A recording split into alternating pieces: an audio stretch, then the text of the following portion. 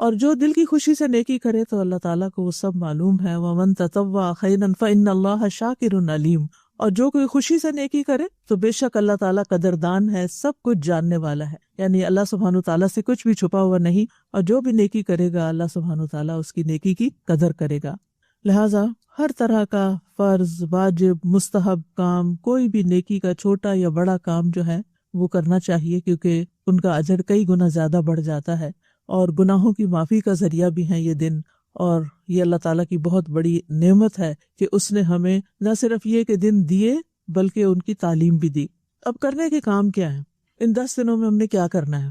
نیکی کے جو بھی کام کرنے ہیں سب سے پہلے اپنی نیت کو اللہ کے لیے خالص کرنا، کہ ہم نے جو کچھ بھی کرنا ہے وہ اللہ کے لیے کرنا ہے، کسی پر کوئی بھی احسان نہیں. اور جو شخص سچے دل سے یہ نیت کرے گا اللہ اس کو سچا کر دے گا. اب اخلاص کا کیا مطلب ہے؟ اخلاص کا مطلب یہ ہوتا ہے کہ اپنے اعمال کے ذریعے اللہ کی رضا اور آخرت کے اجر کو حاصل کرنے کا ارادہ کرنا. یعنی ہم عمل کیوں کریں؟ تاکہ ہمیں اللہ کی رضا حاصل ہو اور آخرت میں اس عمل کا اجر ملے. قرآن مجید میں آتا ہے وَمَنْ أَرَادَ الْآخِرَةَ وَسَعَى لَهَا سَعْيَهَا وَهُوَ مُؤْمِنٌ فَأُولَئِكَ كَانَ سَعْيُهُمْ مَشْكُورًا. جو آخرت کو چاہتا ہو اور اس کے لیے ضروری کوشش کرے جیسے کہ کرنی چاہیے جبکہ وہ مومن بھی ہو، تو یہی لوگ ہیں جن کی کوشش قابل قدر ہے. یعنی آخرت کے ارادے سے اگر آپ نیک کام کریں گے تو آپ کی کوششوں کی قدر کی جائے گی، اور اگر دنیا کے فائدے حاصل کرنے کے لیے یا دکھاوے کے لیے کچھ کریں گے تو پھر دنیا میں تھوڑا بہت مل جائے گا مگر آخرت کے لیے کچھ نہیں ہوگا. اخلاص نیت کی اہمیت یہ ہے کہ اللہ تعالیٰ نے عبادت کو اخلاص کے ساتھ ہی قبول کیا ہے. اللہ تعالیٰ صرف خالص عمل ہی قبول کرتا ہے. قرآن مجید میں آتا ہے وَمَا أُمِرُوا إِلَّا لِيَعْبُدُوا اللَّهَ مُخْلِصِينَ لَهُ الدِّينَ. حالانکہ وہ یہی حکم دیے گئے تھے کہ دین کو اللہ کے لیے خالص کرتے ہوئے یکسو ہو کر اس کی عبادت کریں. اور حدیث میں آتا ہے رسول اللہ صلی اللہ علیہ وسلم نے فرمایا اللہ تعالیٰ صرف وہ عمل قبول کرتا ہے جو خالص اس کے لیے کیا جائے، یعنی کوئی اور بیچ میں شامل نہ ہو، اور صرف اس کی رضامندی مقصود ہو. یعنی مقصد کیا ہو کہ اللہ مجھ سے راضی ہو جائے. اللہ سبحانہ تعالیٰ ہم سے احسن عمل چاہتا ہے، جیسے کہ قرآن مجید میں آتا ہے ایکم احسن عملا. اللہ تعالیٰ تمہیں آزما رہا ہے زندگی موت دے کے کہ وہ دیکھے کہ تم میں سے احسن عمل کون کرتا ہے. تو احسن عمل جو ہے وہ اکثر نہیں ہے، یعنی زیادہ مراد نہیں ہے اس سے، جتنا بھی آپ کر سکے لیکن اس کی کوالٹی بہت اچھی ہو، ظاہر اور باطن دونوں ہی اس کا اچھا ہو. ظاہر میں سنت کے مطابق ہو اور باطن میں نیت اللہ کی رضا ہو. جیسے نبی صلی اللہ علیہ وسلم رات کی نماز میں صرف 8 رکعتیں پڑھتے تھے، لیکن حضرت عائشہ ان کے بارے میں فرماتی ہیں لا تسأل عن حسنہن وطولہن. ان 8 رکعتوں میں جو حسن اور طوالت ہوتی تھی وہ مت پوچھو.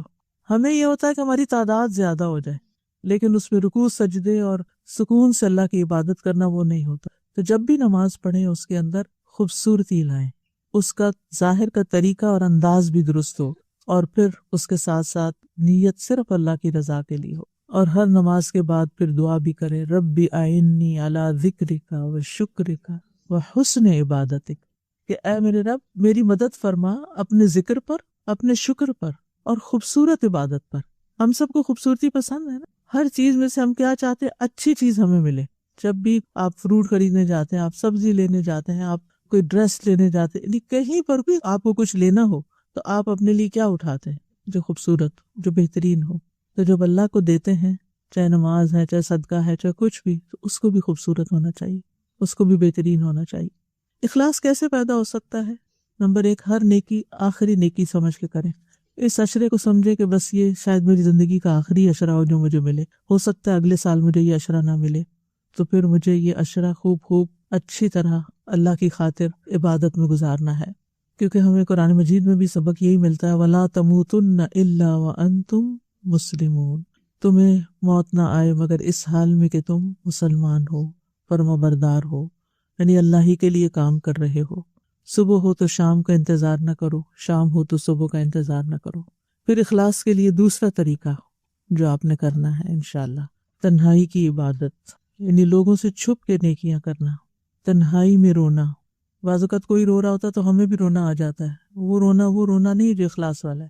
تنہائی میں رونا، تنہائی میں دل سے آہیں بھرنا، تڑپنا، جیسے ہم دنیا کی چیزوں کے لیے تڑپتے ہیں ایسے ہی اپنی دعاؤں میں تڑپیں، اپنے فرائض بھی تنہائی میں ادا کریں، اپنی خلوت کی عبادت کو جلوت سے بہتر بنائیں، یعنی جو اکیلے میں نماز ہے یا عبادت یا کوئی بھی کام وہ اس سے بھی زیادہ اچھا کریں جو سب کے سامنے کر رہے ہوتے ہیں۔ اخلاص کے لیے تیسرا طریقہ، نیکیوں کو اللہ کا حکم سمجھ کے کریں، عادتاً نہیں۔